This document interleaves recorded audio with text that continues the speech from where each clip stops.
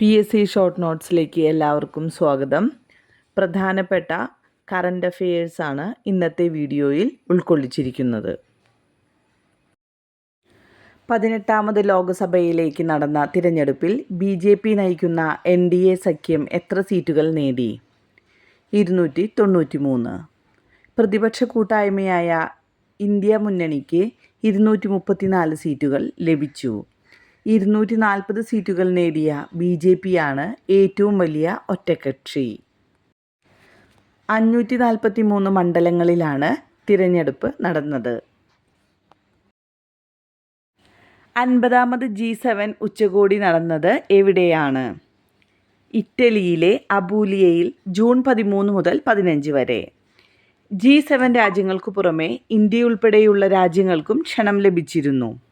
കത്തോലിക്ക സഭയുടെ തലവനായ മാർപ്പാപ്പ പോപ്പ് ഫ്രാൻസിസ് ആദ്യമായി പങ്കെടുത്ത G7 ഉച്ചകോടി കൂടിയായിരുന്നു ഇത്. കേരളത്തിൽ നിന്ന് പുതിയതായി രാജ്യസഭയിലേക്ക് തിരഞ്ഞെടുക്കപ്പെട്ടവർ ആരെല്ലാം? Jose K Mani Kerala Congress M, PP Suneer CPI, Haris Beeran Muslim League. ഏത് രാജ്യത്താണ് ജൂൺ 15, 16 തീയതികളിൽ യുക്രൈൻ സമാധാന ഉച്ചകോടി നടന്നത്? സ്വിറ്റ്സർലൻഡ്. യുക്രൈനിൽ 28 മാസമായി തുടരുന്ന റഷ്യൻ അധിനിവേശം അവസാനിപ്പിക്കുന്നതുമായി ബന്ധപ്പെട്ടു നടന്ന ഉച്ചകോടിയിൽ ഇന്ത്യയുൾപ്പെടെ 80ലേറെ രാജ്യങ്ങൾ പങ്കെടുത്തു. റഷ്യ പങ്കെടുത്തില്ല. ഇന്ത്യൻ വംശജയായ സുനിത വില്യംസ് എത്രാം തവണയാണ് അടുത്തിടെ അന്താരാഷ്ട്ര ബഹിരാകാശ നിലയത്തിൽ എത്തിയത്? 3ാം തവണ. മനുഷ്യരെയും വഹിച്ചുള്ള ബോയിങ്ങിൻ്റെ സ്റ്റാർലൈനർ പേടകത്തിൻ്റെ ആദ്യ പരീക്ഷണത്തിൻ്റെ ഭാഗമായാണ് നാസയുടെ ബഹിരാകാശ സഞ്ചാരികളായ സുനിതയും ബൂച്ച് വിൽമോറും ബഹിരാകാശ നിലയത്തിലെത്തിയത്. 26 മണിക്കൂർ കൊണ്ടാണ് ഭൂമിയിൽ നിന്ന് 420 കിലോമീറ്റർ ഉയരത്തിലുള്ള നിലയത്തിൽ ഇരുവരും എത്തിച്ചേർന്നത്. ലോകത്തിലെ ഏറ്റവും വലുതും കരുത്തുറ്റതുമായ റോക്കറ്റിൻ്റെ പേര്? Space X Starship. ഏകദേശം 400 അടി ഉയരമുള്ള റോക്കറ്റ് ടെക്സസിലെ ബോകാ ചികയിലുള്ള വിക്ഷേപണ കേന്ദ്രത്തിൽ നിന്നാണ് പറന്നുയർന്നത്. ഭൂമിയുടെ ഭ്രമണപഥത്തിലേക്കും ചന്ദ്രനിലേക്കും ചൊവ്വയിലേക്കും അതിനപ്പുറത്തേക്കും മനുഷ്യരെയും മറ്റും കൊണ്ടുപോകുന്നതിനായി സ്പേസ് എക്സ് രൂപകൽപ്പന ചെയ്ത ബഹിരാകാശ വാഹനമാണ് സ്റ്റാർഷിപ്പ്. പൂർണ്ണമായും പുനരുപയോഗിക്കാൻ കഴിയുന്ന ബഹിരാകാശ വാഹനം കൂടിയാണിത്. ഇന്ത്യയുടെ പുതിയ കരസേനാ മേധാവി ജനറൽ ഉപേന്ദ്ര ദ്വിവേദി. കേരള നിയമസഭയുടെ പുതിയ സെക്രട്ടറി ഡോക്ടർ N. കൃഷ്ണകുമാർ. വിസ്മൃതനായ ഏതു മലയാളി കാർട്ടൂണിസ്റ്റിൻ്റെ ജന്മശതാബ്ദി ദിനമായിരുന്നു 2024 ജൂൺ 11? അബു എബ്രഹാം.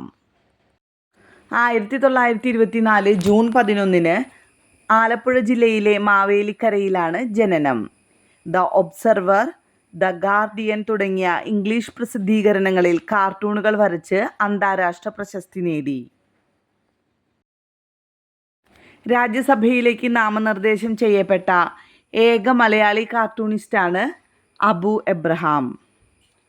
ബാത്ടബിൽ കിടന്നുകൊണ്ട് അടിയന്തരാവസ്ഥ പ്രഖ്യാപനത്തിൽ ഒപ്പുവെക്കുന്ന രാഷ്ട്രപതി ഫക്രുദ്ദീൻ അലി അഹമ്മദിനെ ചിത്രീകരിച്ച അബുവിൻ്റെ കാർട്ടൂൺ പ്രസിദ്ധമാണ്. അബുവിൻ്റെ പ്രസിദ്ധമായ പോക്കറ്റ് കാർട്ടൂൺ പംക്തിയായിരുന്നു private view, Abu on Bangladesh, arrivals and departures, the games of emergency തുടങ്ങിയവ കൃതികളാണ്. 2002 ഡിസംബർ 1 അന്തരിച്ചു. പുതിയ മുഖ്യമന്ത്രിമാർ: ആന്ധ്രാപ്രദേശ് ചന്ദ്രബാബു നായിഡു, ഒഡീഷ മോഹൻ ചരൺ മാജി, അരുണാചൽ പ്രദേശ് പേമ ഖണ്ഡു. സിക്കിം പ്രേം സിംഗ് തമാങ്. തെലുങ്കു മാധ്യമ ലോകത്തെ അതികായകൻ കൂടിയായ ഈനാട് മാധ്യമ ഗ്രൂപ്പ് സ്ഥാപകൻ അടുത്തിടെ അന്തരിച്ചു. അദ്ദേഹത്തിൻ്റെ പേരെന്ത്? രാമോജി റാവു. ചിത്രീകരണമടക്കം സിനിമാ നിർമ്മാണത്തിനുള്ള സമഗ്ര സൗകര്യങ്ങളുമുള്ള 2000-ഓളം ഏക്കറിൽ സ്ഥിതി ചെയ്യുന്ന ഹൈദരാബാദിലെ രാമോജി ഫിലിം സിറ്റിയുടെ സ്ഥാപകനാണ്.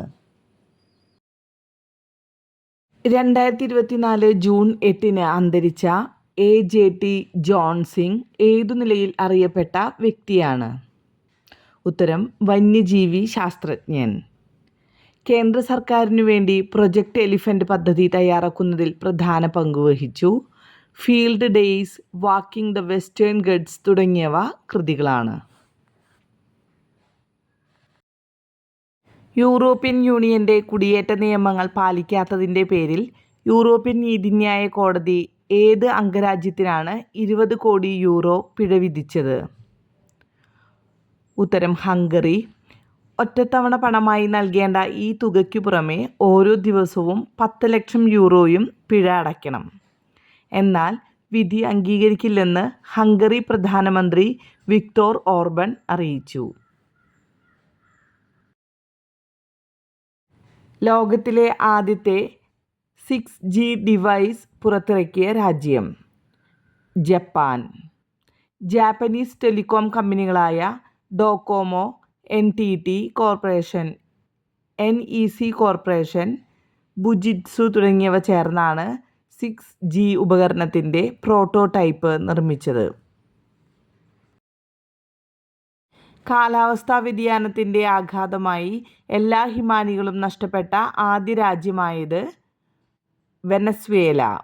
1910 1000 ചതുരശ്ര കിലോമീറ്റർ വിസ്തൃതിയുള്ള 6 ഹിമാനികൾ രാജ്യത്ത് നിലവിലുണ്ടായിരുന്നു. 2011 ആയപ്പോഴേക്കും 5 ഹിമാനികൾ അപ്രത്യക്ഷമായി. അവശേഷിച്ച ഏക ഹിമാനിയായ ഹംബോൾട്ടും ഉരുകാൻ തുടങ്ങിയതോടെയാണിത്.